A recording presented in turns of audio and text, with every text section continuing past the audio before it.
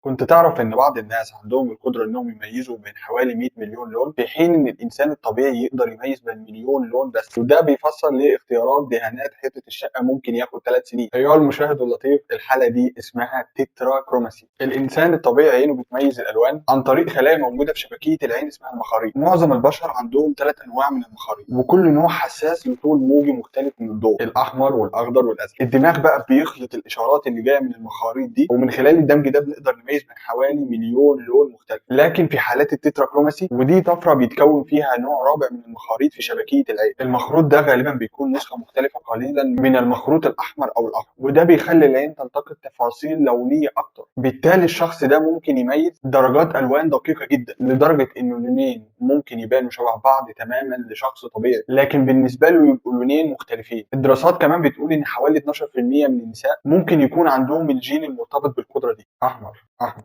استنى. أحمر. استنى.